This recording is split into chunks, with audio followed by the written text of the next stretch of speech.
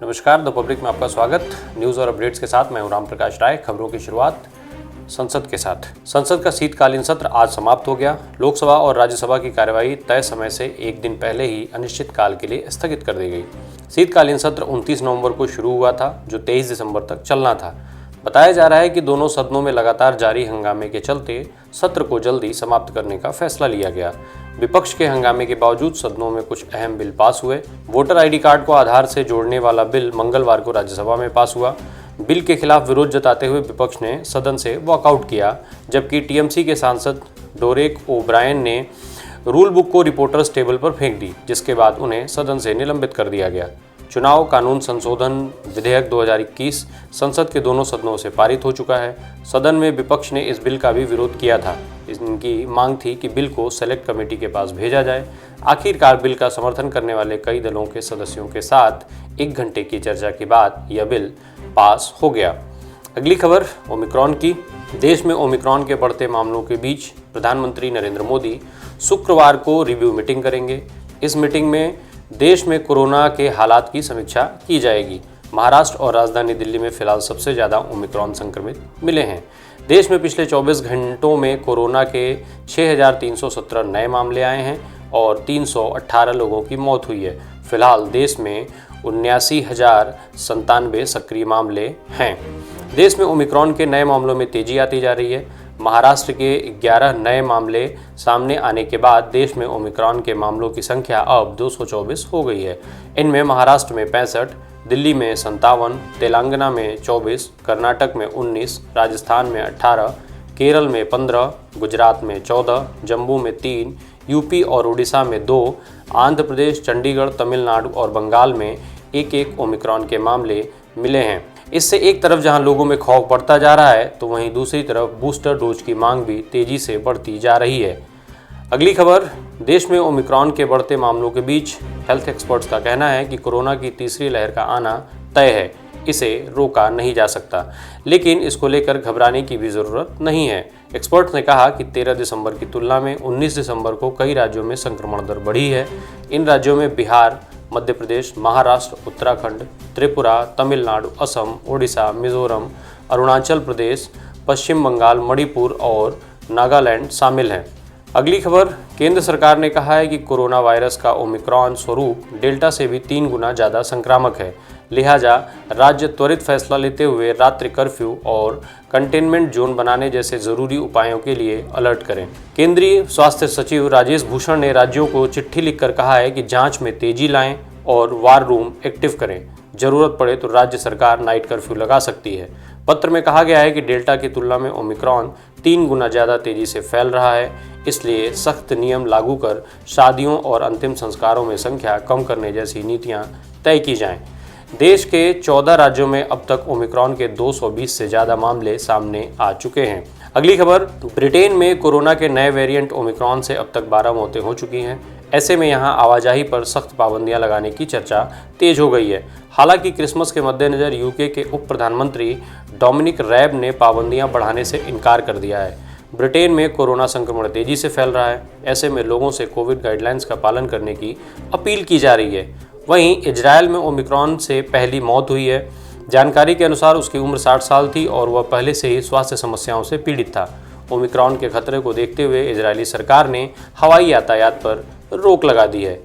Germany ने भी Europe के कोरोना और ओमिक्रॉन के बढ़ते मामलों को लेकर चिंता के बीच नए प्रतिबंधों का ऐलान किया है। जर्मनी में 28 दिसंबर से फुटबॉल समेत बड़े इवेंट बिना दर्शकों के करने पर 16 राज्यों ने सहमति जताई है। जर्मनी के चांसलर ओलाफ स्कोल्ज ने नए साल के जश्न और निजी समारोहों को लेकर भी नए नियमों की जानकारी दी। इसके तहत एक स्थान पर 10 वैक्सीनेटेड लोगों के जुटने पर सहमति जताई गई है। अगली खबर पाकिस्तान से।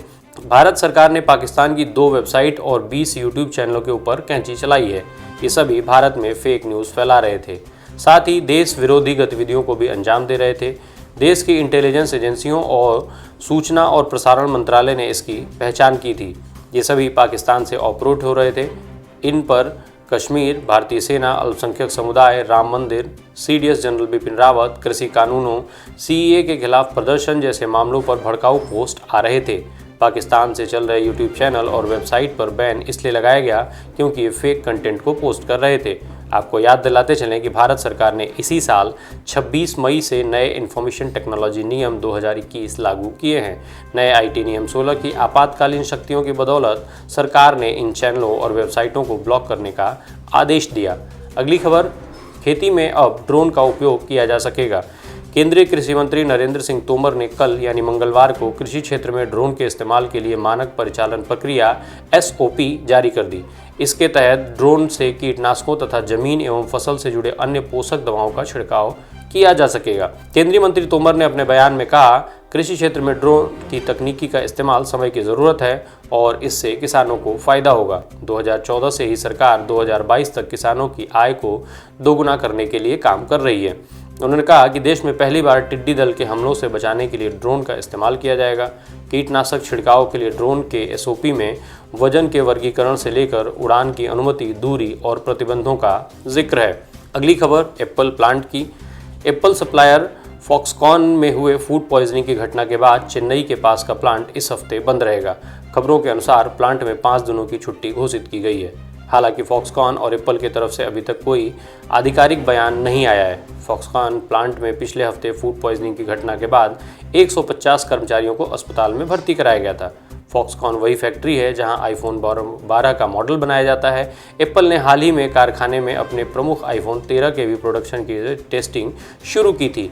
कंपनी के फरवरी तक डोमेस्टिक और एक्सपोर्ट दोनों के लिए भारत में इस मॉडल का कमर्शियल प्रोडक्शन शुरू करने की उम्मीद है। फॉक्सकॉन में एक साल में भारत का यह दूसरा मामला है जब कंपनी का काम रुका है। दिसंबर 2020 में एक फैक्ट्री में हजारों ठेका श्रमिकों ने कथित रूप से मजदूरी का भुगतान न करने पर विरोध किया था और कई संपत्तियों का नुकसान भी किया था, जिसके चलते इसे बड़ा घाटा उठाना पड़ा था। अगली खबर उत्तर प्रदेश की। 2022 में होने वाले यूपी विधानसभा चुनावों में जीत के लिए बीजेपी कमर कस चुकी है। एक तरफ जहां प्रधानमंत्री नरेंद्र मोदी बीते 15 दिनों में 5 बार यूपी के दौरे पर आ चुके हैं, तो वहीं अब केंद्रीय गृह मंत्री अमित शाह मोर्चा संभालेंगे। बीजेपी को 2017 जैसी नतीजे दिलाने और चुनावी अभियान को धार देने के लिए शाह 24 दिसंबर से एक सप्ताह का यूपी दौरा शुरू कर रहे हैं।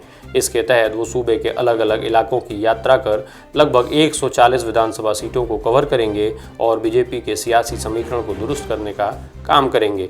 गृह मंत्री के दौरे में ओबीसी बहुल सीटों पर खास फोकस रहेगा। यूपी में एक सप्ताह के अपने दौरे के दौरान अमित शाह कम से कम 21 अलग अलग स्थानों की यात्रा करेंगे। अमित शाह यूपी के बरेली, अयोध्या और गोरखपुर में रोड शो करेंगे, जिसके लिए कार्यक्रम बनाया जा रहा है। रोड शो और जनसभाओं के अलावा शाह कार्यकर्ताओं के साथ बैठक और चुनावी जीत के लिए उन्हें मंत्र भी देंगे। अगली खबर बसपा से। बहुजन समाज पार्टी के महासचिव सतीश चंद्र मिश्रा ने मुलायम सिंह यादव और मोहन भागवत की फोटो को लेकर सपा और भाजपा पर निशाना साधा। सतीश चंद्र मिश्रा ने कहा कि हम तो बहुत पहले से ही कह रहे हैं कि सपा और भाजपा मिले हुए हैं। आपको बताते चलें कि कल पूरे दिन सोशल मीडिया पर मुलायम सिंह यादव और मोहन भागवत की एक फ़ोटो वायरल हो रही थी। ये दोनों एक ही सिक्के के दो पहलू हैं और मिलकर काम करते हैं, एक साथ योजनाएं बनाते हैं और एक दूसरे के प्रति जानबूझकर भड़काऊ भाषण देते हैं ताकि उन्माद फैले। सतीश चंद्र मिश्रा ने भारतीय जनता पार्टी और समाजवादी पार्टी पर उन्माद फैलाने का आरोप भी लगाया। सतीश मिश्रा ने कहा कि भारतीय जनता पार्टी की सरकार से महिलाएं, युवा, बेरोजगार सभी लोग दुखी हैं। बसपा के प्रबुद्ध सम्मेलन के दौरान हमें एहसास हो गया था कि हमारी सरकार बनने जा रही है। इतना ही नहीं, उन्होंने नाथ संप्रदाय पर भी सवाल उठाए। भाजपा के द्वारा आयोजित किए जाने वाले कार्यक्रमों पर सवाल करते हुए कहा कि इनके पास पैसा है, ताकत है, इसलिए लगातार रोजाना कार्यक्रम कर रहे हैं। उन्होंने कहा कि कार्यक्रमों का आयोजन करने में करोड़ों रुपए खर्च हो रहे हैं और वोट मांगे जा रहे हैं। अगर भाजपा ईमानदार है तो इन कार्यक्रमों में खर्च हुए पैसे को भारतीय जनता पार्टी के फंड से सरकारी कोष में जमा करें। आज के अंक में इतना ही। धन्यवाद।